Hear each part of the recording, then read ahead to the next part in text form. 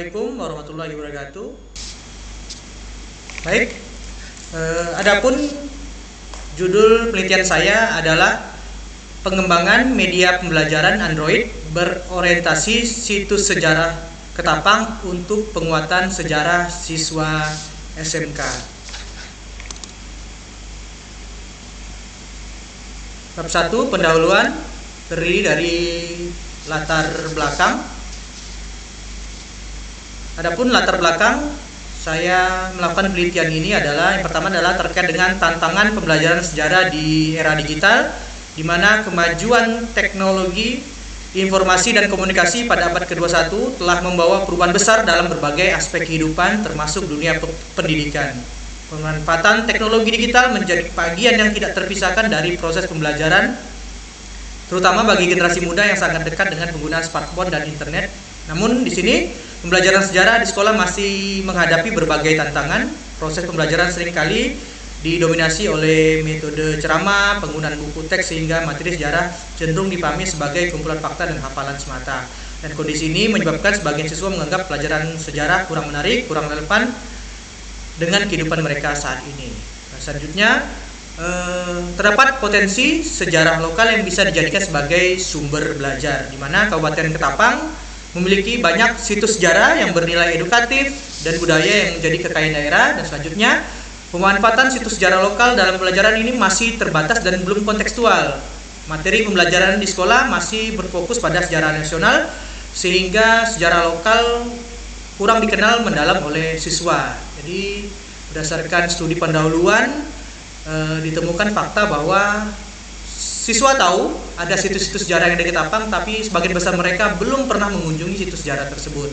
Akibatnya, siswa kurang memahami nilai historis, budaya, dan identitas daerah, serta belum memiliki kesadaran sejarah yang kuat.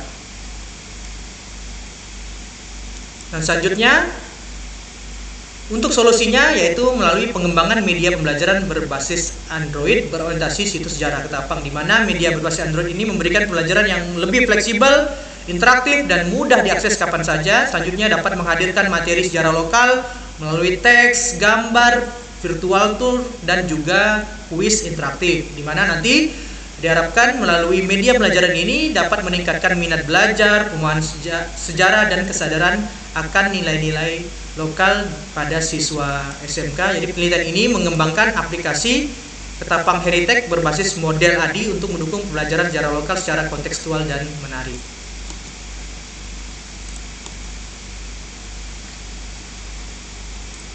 Dan selanjutnya untuk rumusan masalah, ada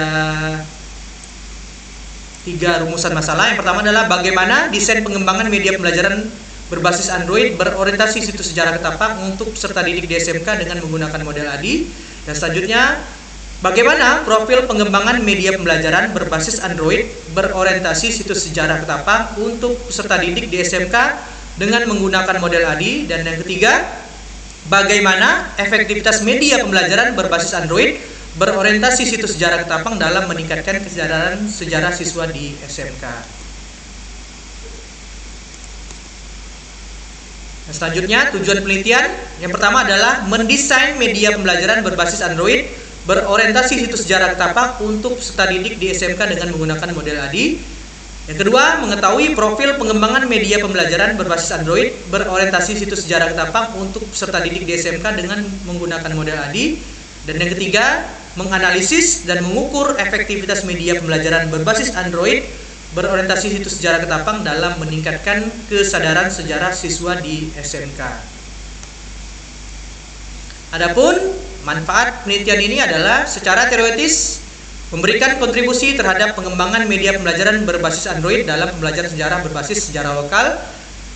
Manfaat praktisnya memperkaya kajian tentang kesadaran sejarah, historical consciousness, melalui pemanfaatan teknologi digital dalam pembelajaran. Selanjutnya, membantu siswa memahami sejarah secara lebih kontekstual, menarik, interaktif, dan bermakna melalui pengenalan situs sejarah Ketapang. Selanjutnya, menyediakan media pembelajaran inovatif bagi guru serta mendukung pengembangan pembelajaran berbasis teknologi dan potensi sejarah lokal di sekolah. Adapun definisi operasional, media pembelajaran berbasis Android dalam penelitian ini adalah media pembelajaran digital yang dikembangkan dalam bentuk aplikasi Android untuk mendukung proses pembelajaran sejarah. Media ini memuat materi tentang situs sejarah Ketapang yang disajikan secara interaktif melalui teks, gambar, video, audio, dan kuis pembelajaran sehingga dapat diakses oleh siswa menggunakan smartphone. Situs sejarah Ketapang adalah tempat peninggalan sejarah yang berada di wilayah kota Ketapang dan memiliki nilai historis yang relevan dengan materi pembelajaran sejarah. Dalam penelitian ini, situs sejarah digunakan sebagai sumber dan konteks utama dalam pengembangan konten media pembelajaran. Selanjutnya, kesadaran sejarah. Bab 2, kajian pustaka. Landasan teori yang pertama adalah teori pembelajaran multimedia. Teori pembelajaran multimedia atau sekarang dikenal Cognitive Theory of Multimedia Learning yang dikembangkan oleh Richard E. Meyer. Jadi teorinya ini menggunakan teori dari Richard E. Meyer. Teori ini berpusat pada bagaimana penggunaan multimedia yang berarti menggabungkan teks dan gambar secara bersamaan dapat membantu manusia dalam belajar. Selanjutnya, media Android menggunakan teori dari Crompton dan Brooke tahun 2020. Mobile learning adalah proses pembelajaran yang terjadi melalui perangkat mobile dengan mempertimbangkan konteks belajar, mobilitas peserta didik, serta interaksi yang bermakna. Android sebagai platform pembelajaran memiliki keunggulan utama berupa sifat open source, kemudahan pengembangan aplikasi, kompatibilitas luas, serta tingkat penggunaan yang tinggi di kalangan pelajar. Dan untuk kesadaran sejarah, saya menggunakan teori dari Rusen tahun 2024 menjelaskan bahwa kesadaran sejarah adalah cara manusia memahami masa lalu untuk memberi makna pada masa kini dan sebagai pedoman dalam menentukan arah masa depan. Dengan kata lain, kesadaran sejarah merupakan proses mental yang menghubungkan pengalaman masa lalu, masa kini, dan orientasi tindakan di masa depan. Kesadaran sejarah tidak hanya berkaitan dengan pengetahuan tentang fakta-fakta sejarah, tapi juga kemampuan individu menafsirkan peristiwa sejarah dan menggunakannya sebagai dasar refleksi kehidupan. Penelitian terdahulu yang relevan ada 3. Yang pertama adalah penelitian dari Bashari dan Mas Bukin menunjukkan bahwa penggunaan media pembelajaran berbasis Android yang mengangkat sejarah lokal dapat meningkatkan kesadaran sejarah peserta didik. Dan selanjutnya penelitian dari Maulana dan kawan-kawan tahun 2023 meneliti penggunaan media pembelajaran sejarah berbasis Android pada jenjang SMK dan menemukan bahwa media tersebut efektif dalam meningkatkan motivasi serta hasil belajar peserta didik. Dan selanjutnya penelitian dari Hermansa tahun 2021 melalui penelitian eksperimen menunjukkan bahwa penggunaan media berbasis Android dapat meningkatkan aktivitas belajar siswa secara signifikan. Selanjutnya, berikut kerangka berpikir dimulai dari permasalahan, rendahnya kesadaran sejarah peserta didik, pembelajaran yang masih konvensional, minimnya pemanfaatan teknologi, kurangnya integrasi sejarah lokal Ketapang. Adapun untuk kebutuhannya yaitu media pembelajaran yang inovatif, integrasi situs sejarah lokal, pembelajaran yang interaktif dan kontekstual. Selanjutnya solusinya yaitu melalui pengembangan media pembelajaran berbasis Android berorientasi situs sejarah Ketapang dengan metode penelitian yaitu research and development, pengembangan dengan model ADI, analisis, desain, pengembangan, implementasi dan evaluasi. Dan implementasinya penggunaan media dalam pembelajaran sejarah di SMK. Hasil yang diharapkan peningkatan kesadaran sejarah, peningkatan hasil belajar, dan juga meningkatkan minat belajar siswa. Bab 3, metode penelitian. Adapun metode penelitian yang digunakan dalam penelitian ini adalah metode research and development, dan selanjutnya model pengembangan yang digunakan dalam penelitian ini adalah model ADI. Berikut prosedur pengembangan model ADI dalam penelitian ini. Langkah pertama adalah analisis, di mana dilakukan studi pendahuluan, analisis kebutuhan siswa di SMK, dan kurikulum sejarah lokal. Masuk ke tahap desain, perancangan wireframe untuk user interface-nya, penyusunan instrumen, dan penentuan arsitektur materi. Dan selanjutnya development, produksi file APK-nya, pengkodean dan validasi kelayakan oleh ahli materi dan ahli media. Dan selanjutnya di implementation kita lakukan uji coba langsung pada sampel rombongan belajar kelas 10 di 3 SMK. Dan selanjutnya di evaluation akan dilakukan analisis keefektifan produk dan umpan balik pengguna untuk penyempurnaan akhir. Berikut untuk lokasi dan partisipan penelitian. Di sini saya mengambil sampel secara proposif, yaitu di 3 SMK yang ada di wilayah Kota Ketapang, yaitu SMK 1 Ketapang, SMK 2 Ketapang, dan SMK 3 Ketapang. Untuk partisipan penelitiannya yaitu adalah siswa kelas 10 pada mata pelajaran Sejarah Indonesia. Kenapa memilih ketiga sekolah ini? Yang pertama adalah karena ketiga sekolah ini menerapkan kurikulum sejarah yang relevan, dan selanjutnya kesiapan infrastruktur smartphone dan Android di kalangan siswa, di mana ketiga sekolah ini memperkenankan untuk siswa membawa perangkat smartphone. Dan selanjutnya lokasi ketiga sekolah ini juga dekat dengan situs-situs sejarah lokal yang ada di wilayah Kota Ketapang. Berikut untuk teknik dan alat pengumpulan datanya, teknik komunikasi langsung, tidak langsung, dan juga observasi, di mana instrumennya nanti menggunakan angket, kuesioner dengan skala Likert, dengan sumber datanya siswa, ahli media, dan ahli materi.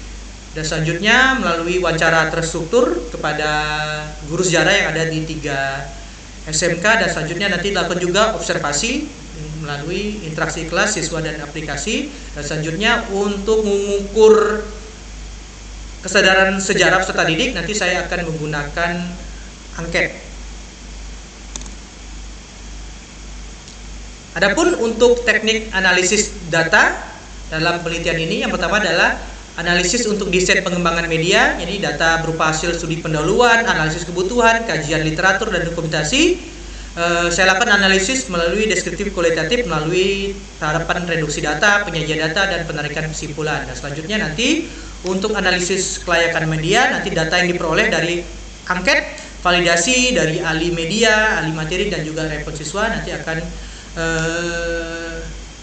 dikonversi ke dalam kategori kelayakan, apakah nanti media tersebut sangat layak ataupun cukup layak. Dan selanjutnya untuk analisis efektivitas media, nanti data diperoleh nanti dari hasil pretest sebelum menggunakan media pelajaran, nanti juga melalui juga post test. Nah, nanti akan mengetahui tingkat efektivitasnya menggunakan rumus N-gain. Nah, selanjutnya nanti akan dianalisis juga dari respon siswa, data diperoleh dari angket respon siswa, teknik analisis deskriptif kuantitatif, menghitung persentase dengan rumus persentase, dan selanjutnya nanti akan dilihat kategori dari respon siswa tersebut.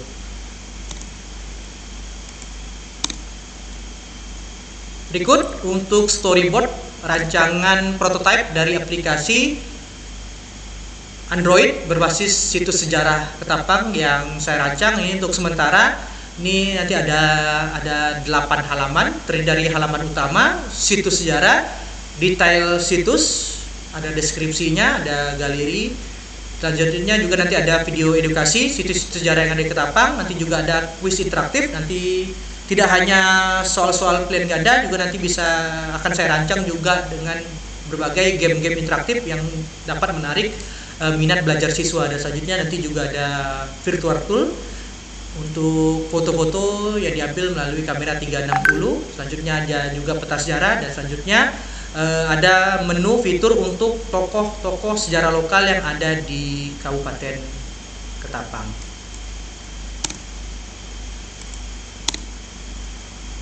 Baik, demikian untuk presentasi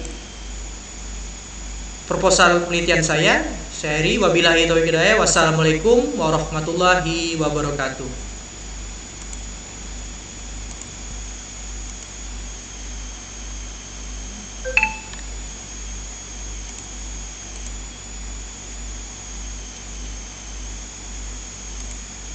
Baik, Bapak Ibu, silakan dilanjutkan untuk presenter yang kedua, Ibu Halimatus Sa'diyah.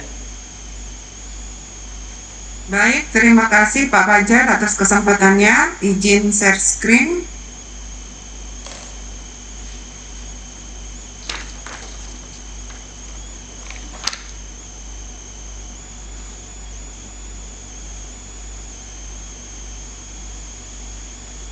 Assalamualaikum warahmatullahi wabarakatuh. Baik, saya Halimatus Sa'diyah akan mempresentasikan proposal penelitian saya yang berjudul Pengaruh Kompetensi Profesional dan Pedagogik Terhadap Kinerja Guru SD Negeri Gugus 1 Simpang Gilir Kabupaten Kayong Utara.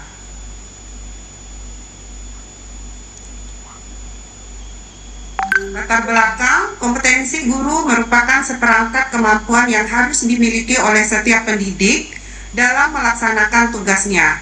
Kompetensi tersebut menjadi landasan utama dalam menciptakan proses pembelajaran yang efektif, bermakna. Kompetensi guru diatur dalam Undang-Undang Republik Indonesia Nomor 14 Tahun 2005 tentang guru dan dosen yang menyatakan bahwa guru wajib memiliki 4 kompetensi utama, yaitu kompetensi pedagogik, kompetensi kepribadian, kompetensi sosial, dan kompetensi profesional.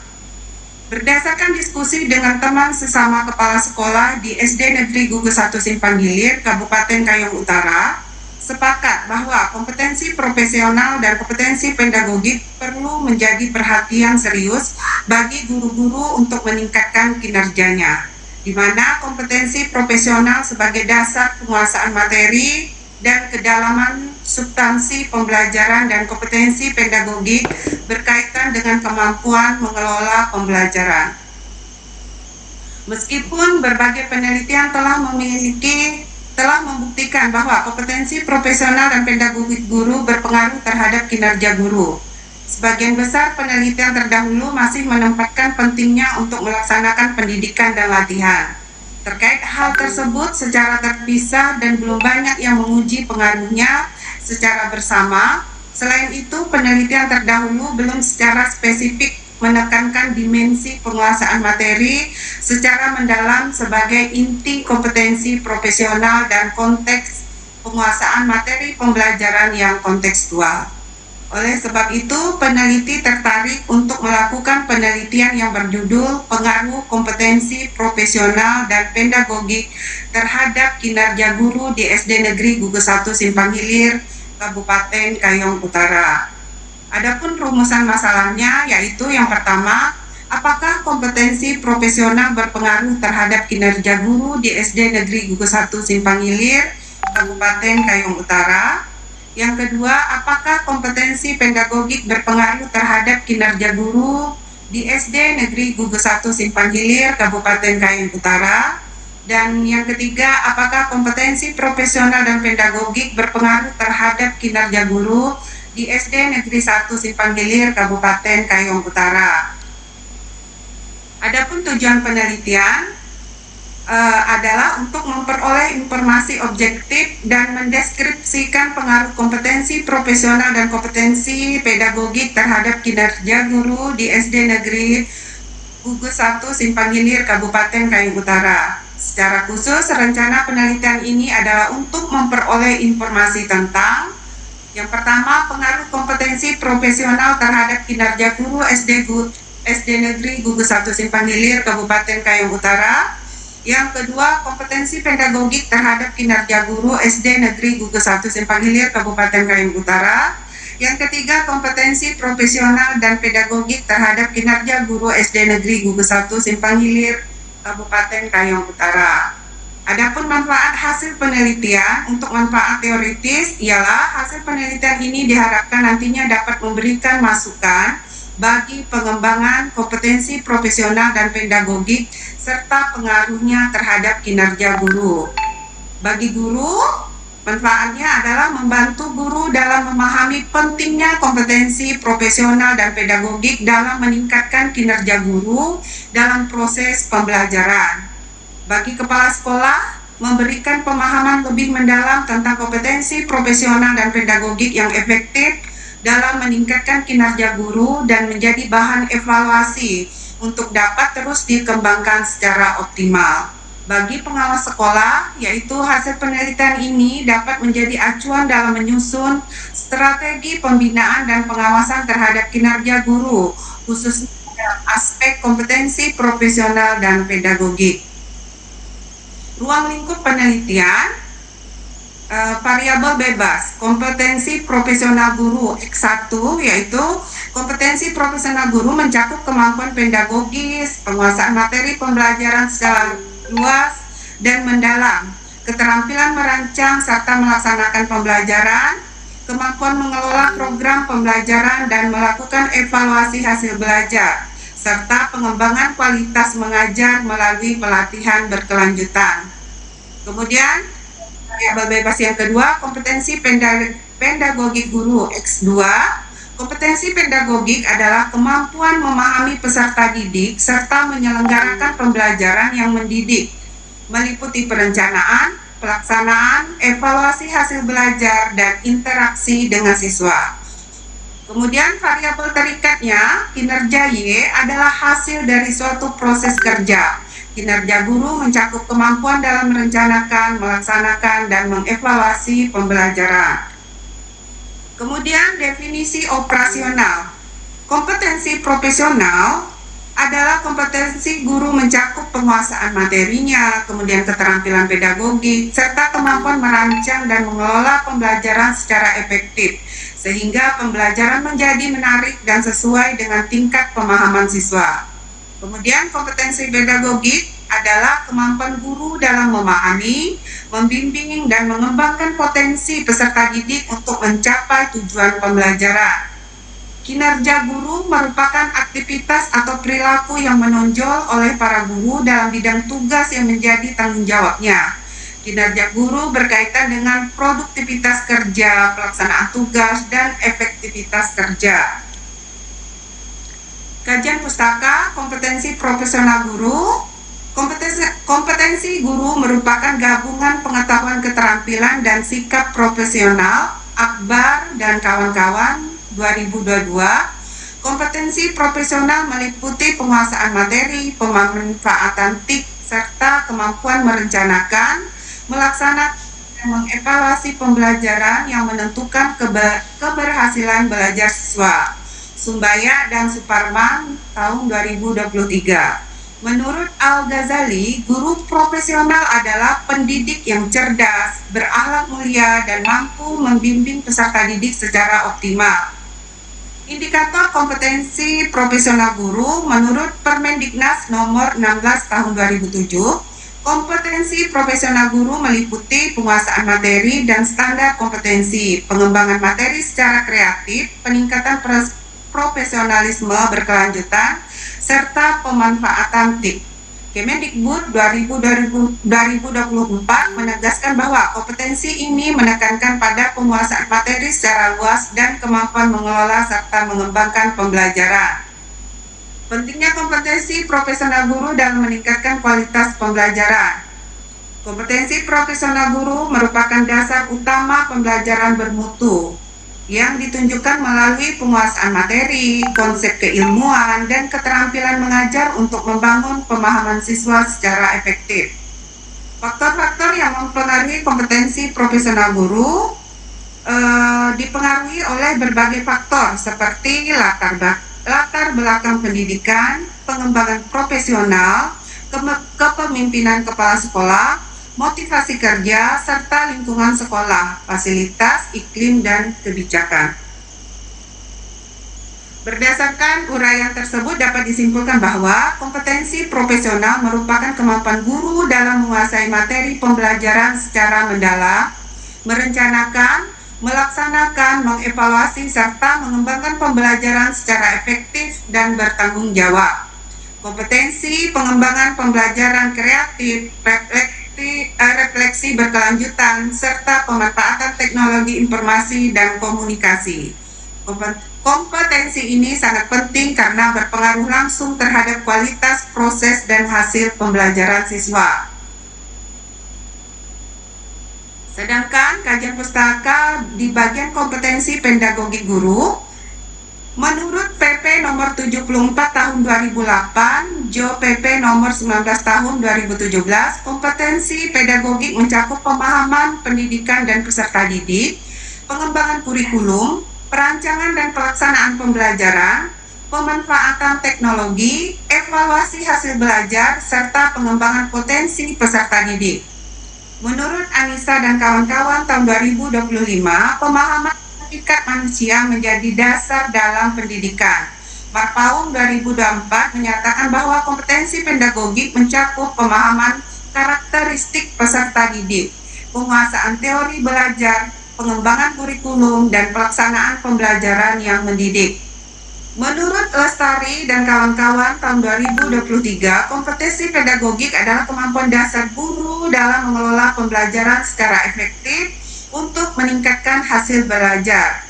Irfandi dan Mardiana 2024 menambahkan bahwa kompetensi ini mencakup pemahaman peserta didik, pelaksanaan pembelajaran bermutu, pengembangan potensi siswa, serta kemampuan menyusun kurikulum dan tujuan pembelajaran. Menurut Arifandi dan Fihris 2021, kompetensi pedagogik dipengaruhi oleh faktor seperti pendidikan, pengalaman mengajar, kesehatan, penghasilan, sarana, disiplin, dan pengawas kepala sekolah. Lestari dan kawan-kawan 2023 menyatakan bahwa kompetensi pedagogik mencakup kemampuan memahami peserta didik, merancang dan melaksanakan pembelajaran, mengevaluasi hasil belajar, serta mengembangkan potensi siswa untuk mendukung penerapan kurikulum secara optimal. Sedangkan kajian pustaka di bagian kinerja guru, kinerja atau performance adalah hasil kerja yang dicapai seseorang baik secara kualitas maupun kuantitas dalam melaksanakan tugasnya. Menurut Pariatal Westra, kinerja merupakan hasil atau pelaksanaan suatu pekerjaan. Menurut Agus W. Smith, kinerja adalah hasil dari suatu proses. Kinerja guru merupakan hasil kerja dalam melaksanakan tugas, meliputi perencanaan, pelaksanaan, dan evaluasi pembelajaran. Ivan Cevis, Konopas, dan Matheson menegaskan bahwa kinerja mencerminkan kemampuan dan keterampilan dalam bekerja.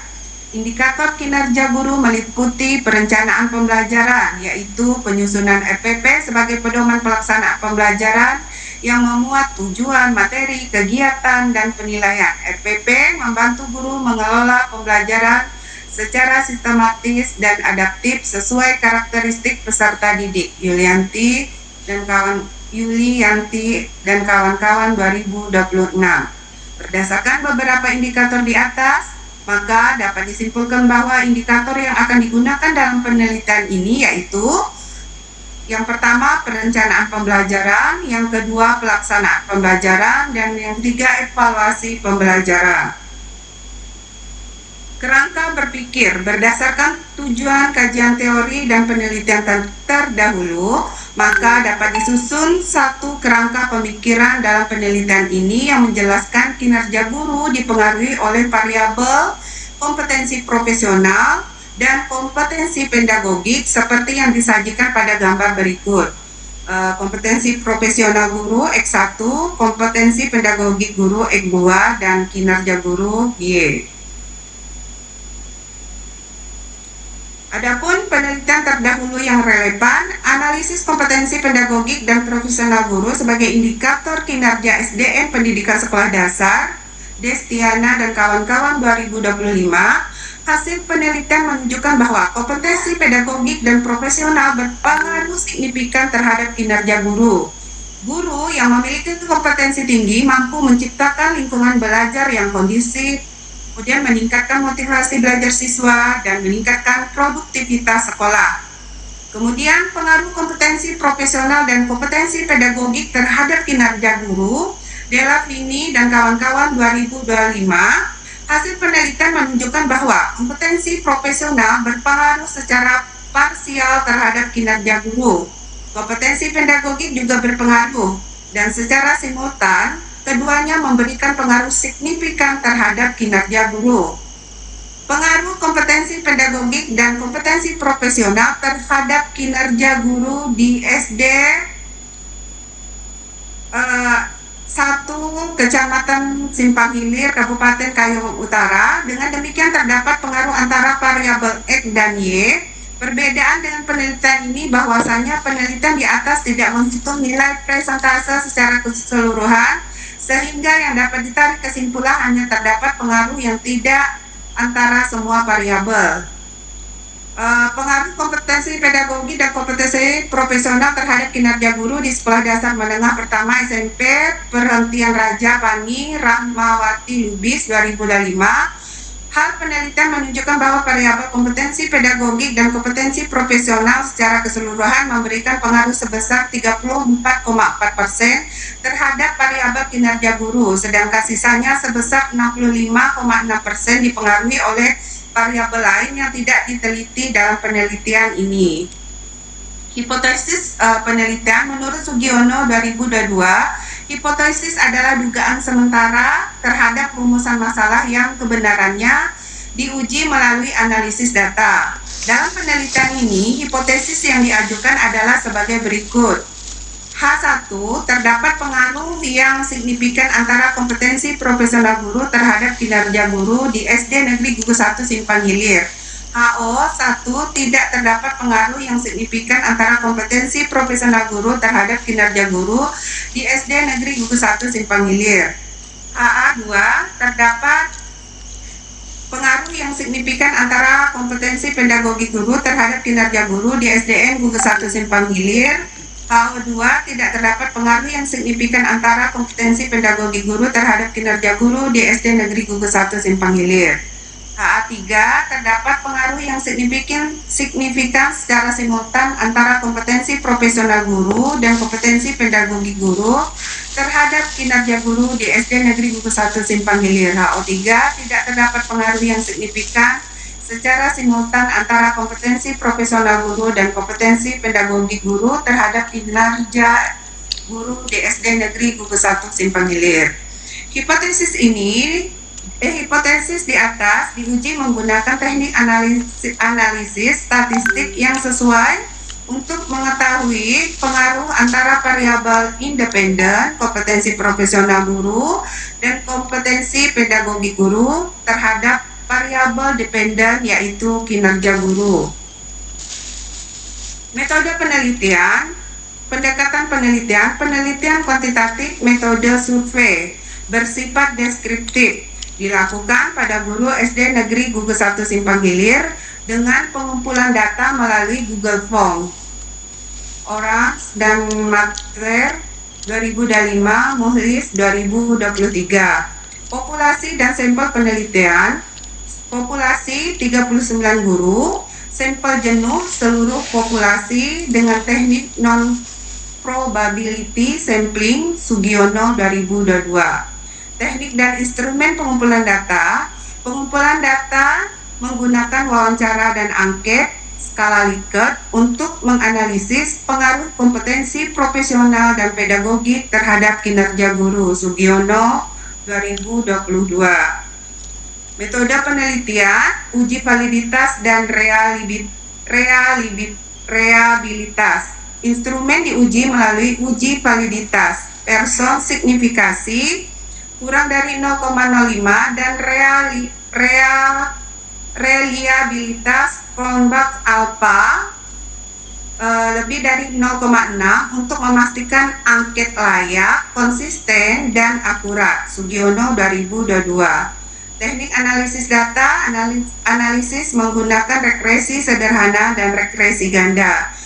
Uji prasyarat meliputi uji normalitas, signifikasi kurang dari 0,05 dan uji linearitas signifikasi lebih dari 0,05. Metode penelitian, uji hipotesis menggunakan analisis deskriptif Excel untuk melihat gambaran data dan analisis regresi SPSS untuk menguji pengaruh variabel. Regresi sederhana uji T digunakan untuk mengetahui pengaruh parsial, sedangkan regresi ganda uji F untuk pengaruh simultan. Kriteria pengujian menggunakan nilai signifikasi kurang dari 0,05 yang menunjukkan adanya pengaruh signifikan.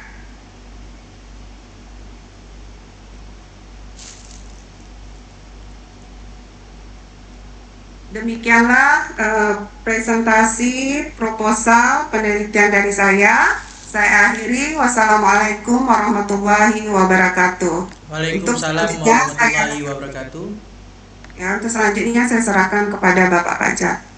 Baik, terima kasih Bu Halimatus Sadia tadi sudah mempresentasikan untuk proposal penelitiannya. Kita lanjut lagi. Di urutan berikutnya ada Pak Jumadil ya.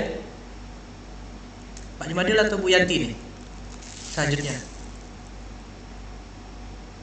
Pak Jumadil aja dulu, Pak. Pak Jumadil dulu. Silakan Pak Jumadil. Oke, oke, makasih Pak Fajar atas kesempatannya. Izin share screen dulu. Oke.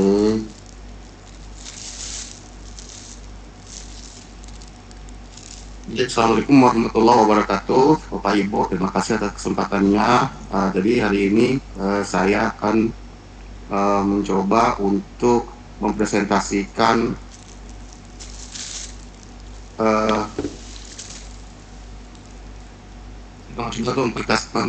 mempresentasikan tentang proposal saya yang berjudul Analisis Pengaruh Self-Determinasi dan Penggunaan AI terhadap hasil belajar bahasa Inggris. Kemudian untuk latar belakangnya, kemampuan bahasa Inggris siswa Indonesia masih rendah. Dari AFAP 2025 menunjukkan Indonesia berada pada kategori rendah. Kemudian self-determination theory menegaskan bahwa otonomi, kompetensi, dan keterkaitan mendorong motivasi belajar yang lebih kuat. Kemudian AI dalam pembelajaran bahasa menyediakan umpan balik instan, fleksibilitas, dan dukungan belajar mandiri. Selanjutnya, masih ada kesenjangan riset mengenai integrasi self-determinasi dan penggunaan AI pada siswa SMA. Nah, mengapa penelitian ini jadi begitu penting untuk saya ambil? Khususnya di sini kali saya ambil untuk integrasi self-determinasi dan penggunaan AI yang berpengaruh pada hasil belajar siswa di SMA Negeri 1 Sungai Ambawang. Kemudian untuk rumusan masalahnya, bagaimana determinasi diri siswa SMA Negeri 1 Sungai Ambawang dalam pembelajaran bahasa Inggris. Kemudian yang kedua, apakah terdapat hubungan positif antara determinasi diri siswa dan hasil belajar bahasa Inggris. Kemudian yang ketiga, apakah intensitas penggunaan AI memoderasi atau memediasi pengaruh determinasi diri terhadap kemampuan berbahasa Inggris. Untuk tujuan penelitiannya yaitu di sini untuk mengukur tingkat determinasi diri siswa dalam belajar bahasa Inggris. Di sini maksud dari determinasi adalah motivasi siswa dalam pembelajaran bahasa Inggris. Kemudian yang kedua, menganalisis korelasi atau hubungan antara determinasi diri dan hasil belajar bahasa Inggris. Kemudian menguji peran intensitas pengguna AI siswa sebagai variabel penguat hubungan tersebut. Dalam manfaat penelitian secara teoritis memperkaya kajian self-determination theory dan pemanfaatan AI dalam pembelajaran bahasa Inggris. Dalam konteks praktisnya, yaitu memberi rekomendasi bagi guru untuk merancang pembelajaran yang mendorong kemandirian belajar. Kemudian selanjutnya menjadi dasar pemilihan aplikasi AI edukatif yang nantinya mendukung latihan khusus untuk bahasa Inggris, dalamnya atau grammar, speaking, reading, dan writing. Untuk tujuan pustakanya itu untuk self-determination dan autonomy. Landasan teorinya adalah self-determination theory dari Deci dan Ryan. Motivasi optimalnya tumbuh saat kebutuhan otonomi, kompetensi, dan keterkaitan terpenuhi. Kemudian siswa dengan determinasi tinggi cenderung lebih proaktif, tangguh, dan terarah dalam belajar. Kemudian learner autonomy terkait erat dengan inisiatif belajar, pemilihan sumber belajar, dan pencarian umpan balik secara mandiri. Kemudian untuk tujuan pustaka AI-nya adalah pembelajaran bahasa Inggris. AI dapat berfungsi sebagai tutor digital, korektor bahasa, dan media latihan speaking yang memberi umpan balik instan. Kemudian juga studi terdahulu menunjukkan AI membantu meningkatkan motivasi, kepercayaan diri, dan konsistensi belajar. Kemudian masih diperlukan bukti empiris pada konteks SMA di Indonesia, terutama saat AI dikaitkan dengan determinasi diri. Untuk kerangka konseptualnya, model hubungan antar variabel yang di sini arah hubungan yang diuji itu X dan Y. Di sini X-nya adalah autonomy. Di sini adalah X-nya itu adalah determinasi diri, yaitu terdiri dari autonomy, competence, dan relatedness. Kemudian untuk Y-nya adalah hasil belajar bahasa Inggris, yaitu listening, speaking, reading, dan writing. Yang ini dijembatani dengan Z-nya yang berperan sebagai moderator atau mediator yang dapat memperkuat jembatan pengaruh dari X dan Y tentang penggunaan intensitas penggunaan AI. Yang di dalamnya itu nanti akan dilihat dari frekuensinya, kemudian durasinya, dan tujuan dari penggunaan AI tersebut. Kemudian dari hal tersebut terdapatlah hipotesis penelitiannya. Dari hipotesis penelitian itu HI-nya, H1-nya determinasi diri siswa SMA yang termasuk dalamnya otonomi, kompetensi, relasi berpengaruh positif signifikan terhadap kemampuan berbahasa Inggris mereka. Kemudian H2-nya intensitas penggunaan AI memodernisasi pengaruh determinasi diri terhadap kemampuan berbahasa Inggris sedemikian sehingga pengaruh positif determinasi diri lebih kuat pada siswa dengan tingkat penggunaan AI yang tinggi. Jadi hipotesis ini dapat diuji melalui uji regresi moderasi untuk melihat apakah determinasi diri mempengaruhi penggunaan AI yang kemudian berpengaruh pada kemampuan bahasa Inggrisnya. Selanjutnya untuk metode penelitiannya yaitu jenis penelitian mixed method dengan desain sequential explanatory, diawali kuantitatif lalu dilanjutkan dengan kualitatif. Untuk tahapan ini yang diujikan itu adalah tahap kuantitatif terlebih dahulu, menguji hubungan antar variabel secara statistik. Kemudian tahap kualitatifnya itu menjelaskan makna dan alasan dibalik temuan statistik tersebut. Selanjutnya lokasi dan waktu penelitiannya.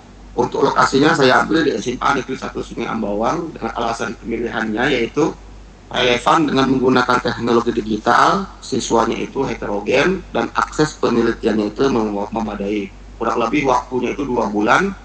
Untuk bulan pertama penyusunan instrumen yang terdiri dari uji validitas, reliabilitas, dan pengumpulan data kuantitatif. Untuk bulan kedua diadakan wawancara, observasi, dan analisis tematik sampai integrasi data, yaitu antara data kuantitatif dan data kualitatifnya.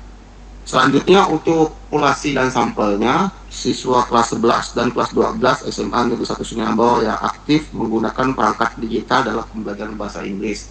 Di sini saya mengambil kelas 11-nya yaitu 11.1 sampai 11.4, kemudian kelas 12 1 sampai 12.4. Sehingga terjadilah sampel kuantitatif itu ditentukan dengan rumus Taufin dapat dari siswa tersebut 240 siswa dengan kesalahan 5%. Ilustrasinya adalah N itu sebagai sampel siswa yang diambil, N besar 240 siswa.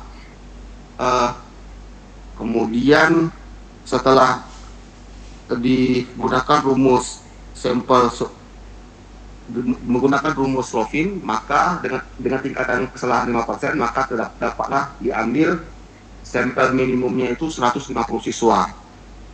Untuk sampel kualitatifnya melalui proses sampling, yaitu memilih siswa dengan tingkat determinasi diri tinggi, sedang, dan rendah. Untuk penilaian data dan instrumennya yang saya gunakan di sini adalah kuesioner skala Likert 1-5 untuk determinasi diri dan intensitas penggunaan AI.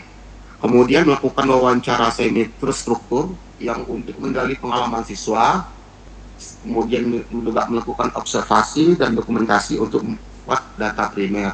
Dan untuk instrumennya itu berdasarkan teori self-determination theory dan LLQ, language learning questions. Kemudian untuk teknis analisis datanya, untuk kuantitatif diambil dari uji validitas produk moment, kemudian reliabilitas Cronbach alpha, kemudian melakukan uji normalitas, kemudian regresi linear berganda, uji T, uji F, dan koefisien determinasi.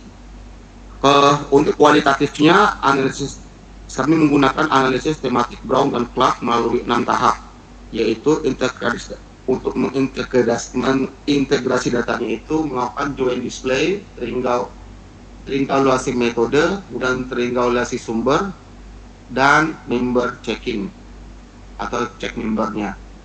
Selanjutnya, untuk instrumen penelitian, dari determinasi diri itu ada autonomi, competence, dan relatedness. Kemudian untuk penggunaan AI-nya, yaitu yang diambil frekuensi dan durasi penggunaan. Kemudian yang hasil belajar bahasa Inggrisnya itu diambil listening, speaking, reading, and writing. Untuk kualitatifnya, bentuk pertanyaan terbuka yang diambil dari manfaat AI yang digunakan, kemudian manfaat, kendala, dan efektivitas waktu belajar.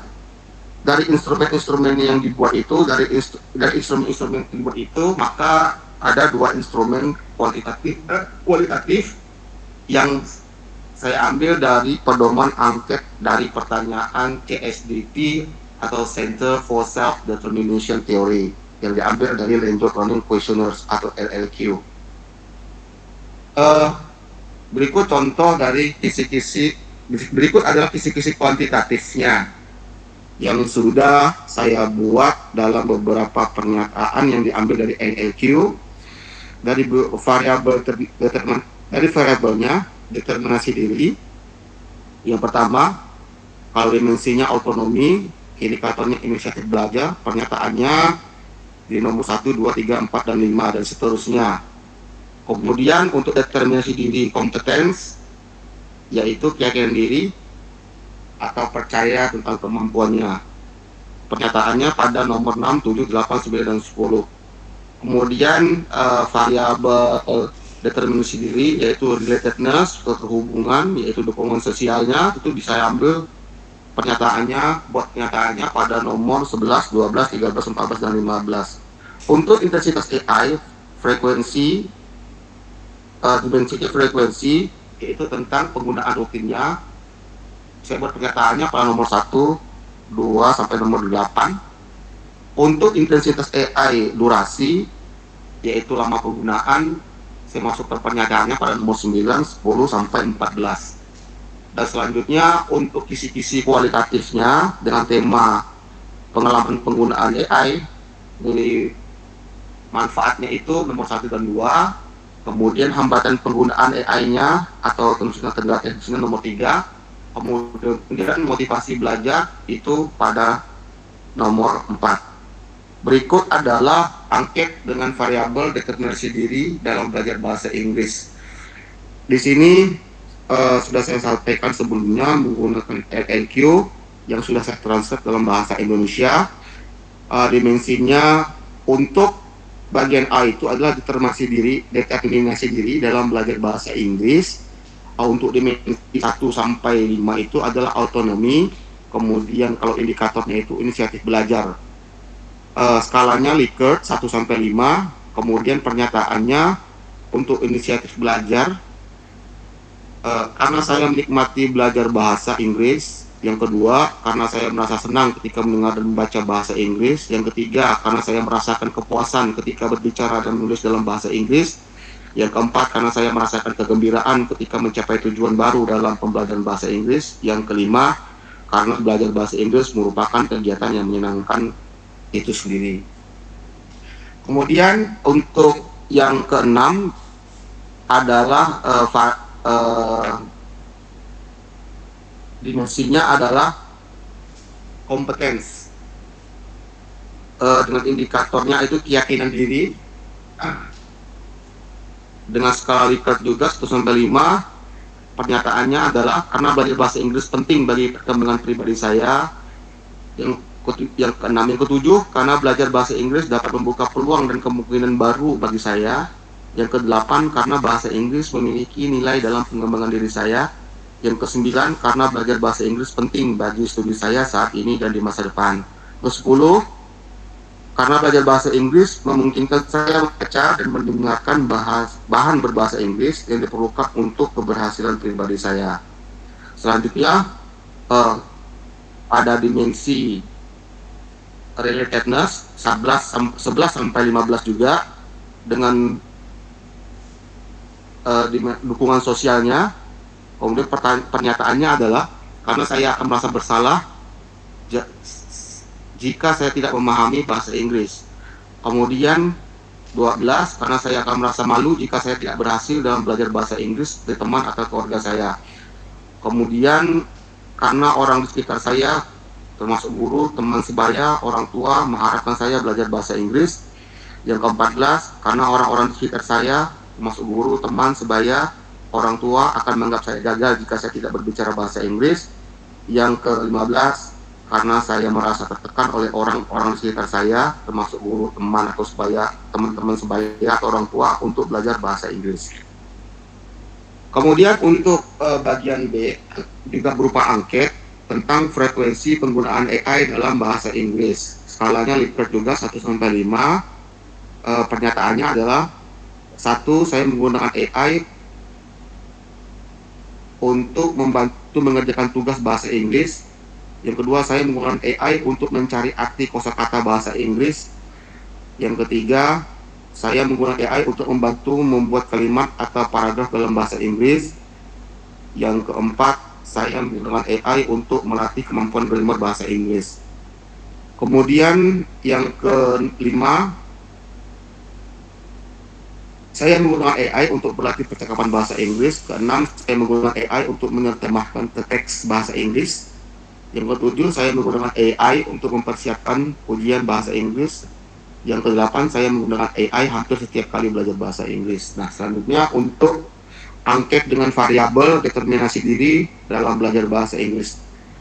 Untuk bagian C ini, yaitu durasi penggunaan AI dalam untuk bagian C ini masih tentang durasi. Saya menggunakan AI dalam waktu yang singkat saat belajar bahasa Inggris. Yang ke-10, saya menghabiskan waktu cukup lama menggunakan AI ketika belajar bahasa Inggris. Yang ke-11, saya menggunakan AI lebih dari 30 menit dalam satu sesi belajar bahasa Inggris. Yang ke-12, saya menggunakan AI berulang kali dalam satu hari untuk belajar bahasa Inggris. Yang ke-13, saya menggunakan AI dalam durasi lebih lama dibandingkan sumber belajar lainnya. Yang ke-14, saya merasa waktu belajar bahasa Inggris bertambah sejak menggunakan AI. Nah, ini adalah pernyataan dengan menggunakan durasi tentang penggunaan AI dalam belajar bahasa Inggris. Untuk angket, untuk bagian D, itu adalah bentuk daripada pertanyaan terbukanya. Nah, nomor satunya, AI apa yang paling sering Anda gunakan dalam belajar bahasa Inggris? Mengapa? Kemudian yang kedua, dalam kegiatan apa AI paling membantu dalam belajar bahasa Inggris Anda? Yang ketiga, apa kendala yang Anda alami saat menggunakan AI dalam belajar bahasa Inggris? Yang keempat, menurut Anda, apakah penggunaan AI membuat waktu belajar bahasa Inggris menjadi lebih efektif? Jelaskan. Nah, semua dari instrumen ini yang dimasukkan ke dalam butir-butir sudah termasuk ke dalam kisi-kisi daripada kuantitatif dan kualitatif. Nah, ini pertanyaan terbuka merupakan pertanyaan kualitatifnya. Selanjutnya, dari hal-hal tersebut semua,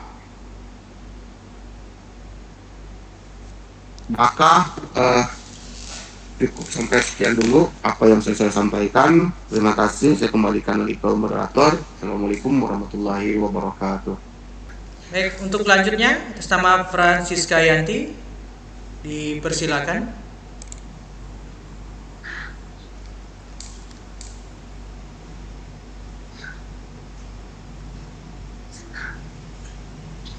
Sudah kelihatan PowerPoint-nya, Pak? Sudah jelas, suara audionya juga sudah jelas.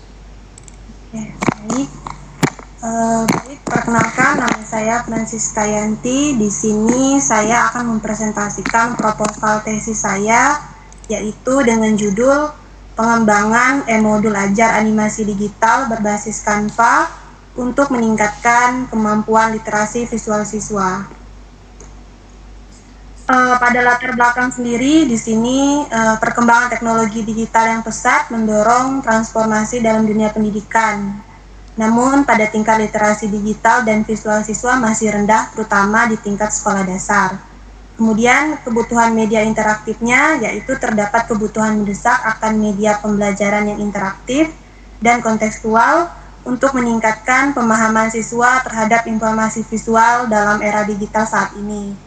Kemudian potensi Canva sebagai solusi, di mana Canva memiliki potensi besar sebagai platform pembelajaran animasi digital yang mudah diakses, user-friendly, dan mampu meningkatkan kemampuan literasi visual siswa secara efektif.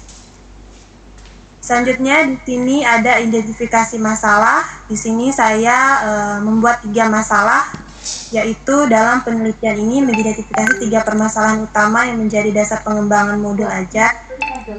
Masalah itu kompetisi literasi visual yang merupakan keterampilan penting di era digital.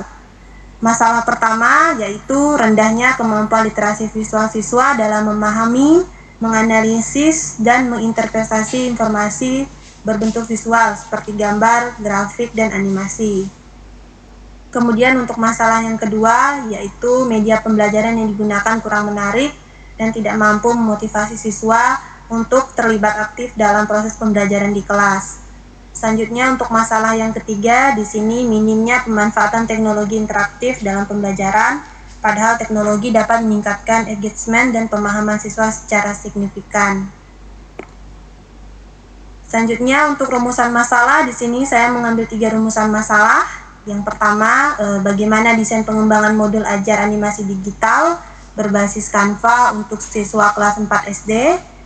Dan yang kedua yaitu bagaimana karakteristik pengembangan modul ajar tersebut. Dan yang ketiga, bagaimana efektivitas modul dalam meningkatkan literasi visual siswa. Adapun tujuan penelitian saya di sini, tujuan saya untuk mengembangkan modul ajar animasi digital berbasis Canva yang efektif dan sesuai dengan kebutuhan pembelajaran siswa. Ada 3 tujuan utama yang dirumuskan untuk menjawab rumusan masalah di atas tadi. Yang pertama, yaitu mendesain modul ajar animasi digital berbasis Canva yang sesuai dengan karakteristik dan kebutuhan belajar siswa. Dan yang kedua, mengetahui karakteristik pengembangan modul ajar animasi digital berbasis Canva yang valid, praktis, dan efektif untuk pembelajaran.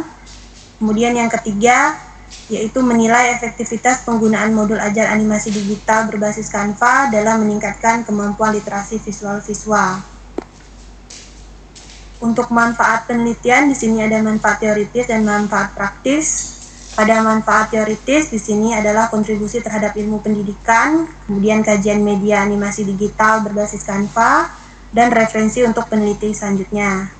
Kemudian untuk manfaat praktisnya, di sini untuk siswa, memberikan kemudahan memahami informasi visual, untuk guru media pembelajaran inovatif, dan untuk sekolah peningkatan kualitas pembelajaran.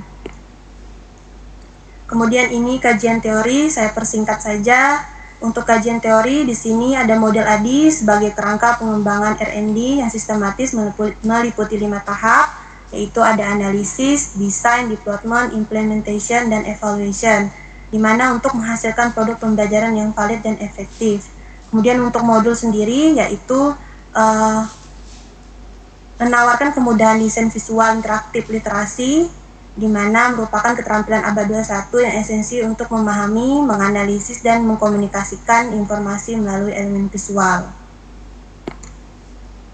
Ini untuk penelitian terdahulu. Di sini penelitian pertama oleh Sari dan Wijaya 2024 tentang pengembangan modul interaktif berbasis Canva, di mana menunjukkan peningkatan yang signifikan melalui motivasi belajar siswa SD, yaitu studi ini menjadi dasar penggunaan platform Canva dalam pengembangan media pembelajaran digital. Selanjutnya, studi Ramawati 2023, di mana dia mengkaji efektivitas media animasi digital dalam pembelajaran IPA kelas 4 SD, dengan hasil peningkatan pemahaman konsep sebesar 35%. Penelitian ini relevan dengan fokus pengembangan modul animasi digital. Selanjutnya pada kerangka berpikir, Di sini pada alur kerangka berpikir penelitian ini dimulai dari praobservasi, melihat kondisi awal pembelajaran, kemudian dilanjutkan dengan identifikasi masalah, yaitu rendahnya literasi visual siswa, baru kemudian analisis kebutuhan media pembelajaran interaktifnya. Selanjutnya adalah dilanjutkan dengan pengembangan modul animasi digital berbasis Canva dengan menggunakan model ADI. Kemudian setelah melalui tahap tersebut, dilanjutkan dengan tahap validasi dan revisi, uji efektivitas, hingga tercapainya peningkatan literasi visual siswa. Untuk metode penelitian, di sini penelitian ini menggunakan metode Research and Development, R&D atau pengembangan dengan model ADI. Kemudian untuk lokasi dan subjek penelitian, itu di SDN 25 ke atas dengan kelas 4. Untuk pengumpulan data dan analisis data, itu ada lembar observasi, wawancara, kemudian angket, dan analisis datanya.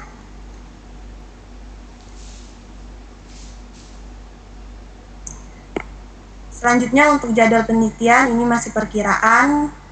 Misalnya pada semester awal, yaitu menganalisis kebutuhan dulu, kemudian mendesain, baru melakukan validasi media dan materi. Selanjutnya semester keduanya yaitu melakukan tahap pengembangan, implementasi, dan evaluasi serta revisi. Baik, ini referensi yang saya ambil itu dari Brett and RM 2009, Intellectual Design, di Approve Safeguard, ada Kemendikbud, dan lain sebagainya.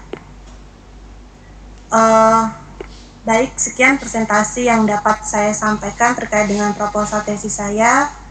Kurang lebihnya saya mohon maaf, saya kembalikan kepada Pak Fajar. Baik, terima kasih Ibu Francisca Yanti tadi sudah mempresentasikan untuk proposal penelitiannya. Kita lanjut. Yang terakhir ada Bu Marnila ya, Bu Ernita. Masih siapa lagi ya belum? Sudah pakainya Bu Ernita aja, soalnya Dena nggak ada. Ya, Bu Dena izin. Saya Pak Fajar. Berarti terakhir Bu Ernita ya. Silakan Bu Ernita.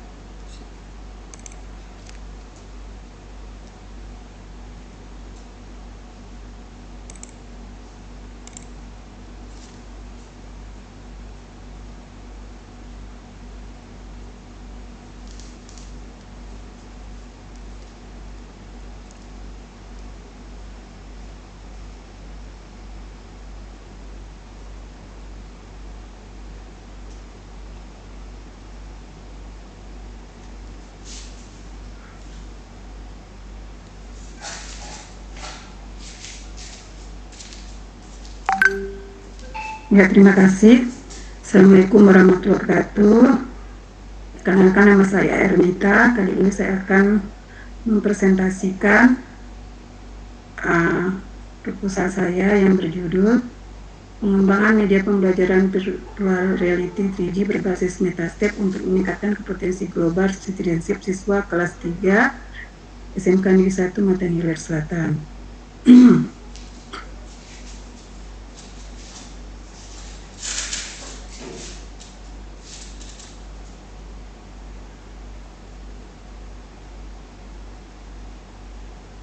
Adapun latar belakang dari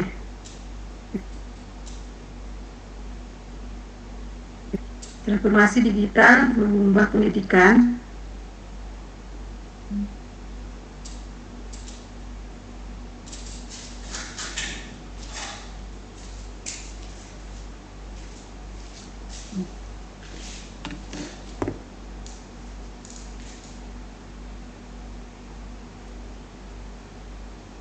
latar belakang penelitian di sini yaitu transformasi digital global mengubah pendidikan abad 21. Pendidikan kini membentuk individu yang berpikir kritis, berkomunikasi lintas budaya, berpartisipasi etis di ruang digital, dan berkontribusi dalam masyarakat global. Kompetensi global citizenship di sini mencakup dimensi kognitif, efektif, dan perilaku. yang mana kita ketahui bahwa pendidikan kejuruan di SMK itu menyiapkan lulusan dengan keterampilan teknis dan kemampuan beradaptasi di dunia kerja pada dunia global pada saat sekarang ini. Kesenjangan pembelajaran yaitu di sini yaitu pembelajaran kewarganegaraan global di sekolah yang masih terstruktur, kurang autentik dan belum memanfaatkan teknologi digital. Selanjutnya, peluang inovasi VR 3D berbasis MetaStep di sini yaitu memanfaatkan media pembelajaran basis virtual reality dan lingkungan virtual 3D menawarkan solusi. Pembelajaran basis VR berakar pada teori experiential learning dan constructive learning. MetaStep yaitu platform virtual exhibition untuk mengembangkan media pembelajaran VR 3D yang virtual, interaktif, dan kolaboratif. Pembelajaran autentik yaitu siswa dapat mengalami representasi visual dan naratif keberagaman budaya serta isu global. Adapun model yang digunakan di sini adalah saya menggunakan model ADI, yang mana pengembangan medianya menggunakan model ADI untuk memastikan proses yang sistematis dan berkualitas. Selanjutnya, rumusan permasalahannya. Saya mengambil rumus masalahnya yang pertama yaitu proses pengembangan. Bagaimana proses pengembangan media pembelajaran VR 3D berbasis MetaStep melalui model ADI. Yang kedua, kelayakan medianya. Bagaimana kelayakan isi, desain pembelajaran dan media VR 3D berbasis MetaStep di sini ya. 3. Kepraktisan penggunaan. Bagaimana kepraktisan penggunaan media pembelajarannya. Yang keempat, efektivitas peningkatan kompetensi.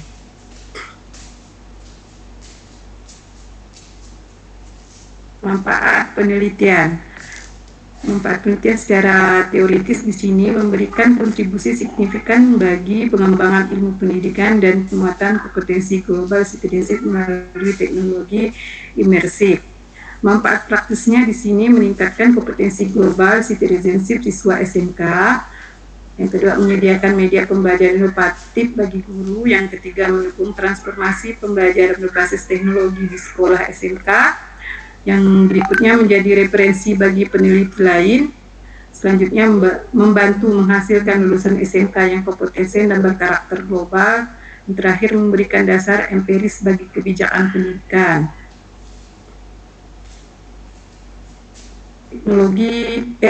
Terminologi kuncinya yaitu yang pertama media pembelajaran VR 3D berbasis MetaStep di sini yaitu lingkungan virtual 3D menggunakan platform MetaStep untuk meningkatkan pemahaman kompetensi global citizenship siswa. Yang kedua, MetaStep yaitu platform virtual experience berbasis web untuk mengembangkan ruang belajar virtual 3D.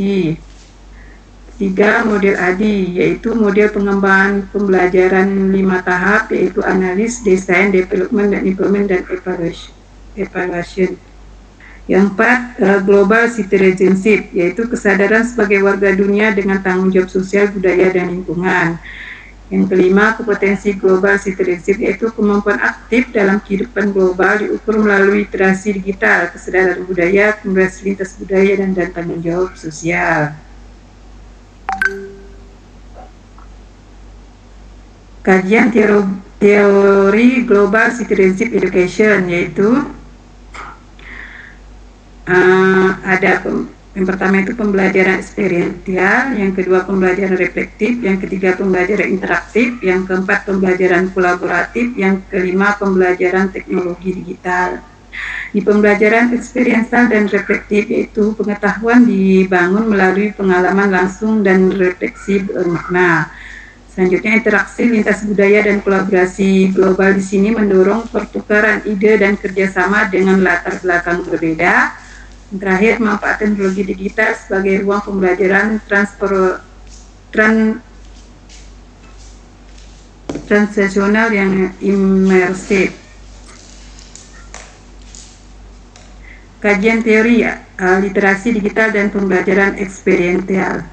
Media pembelajaran VR 3G berbasis Metaverse ini mendukung digital citizenship dan experiential learning, yaitu memperkuat kompetensi digital citizenship, yaitu mendorong internasional nilai-nilai global citizenship,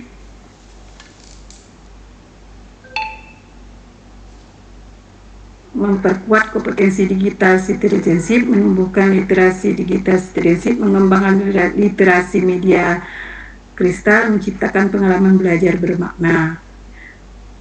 Literasi digital di sini yaitu kemampuan berpartisipasi aktif, aman, etis dan reflektif di ruang digital. Literasi media kritis di sini mengevaluasi media narasi dominan dan biasa ideologi. Experiential learning itu pengetahuan dibangun melalui pengalaman langsung, eksplorasi aktif dan refleksi bermakna. Learning to faith global yaitu membangun kedekatan emosional dan empati lintas budaya. Metodologi penelitian model ADI. Ada analis di sini. Analis yaitu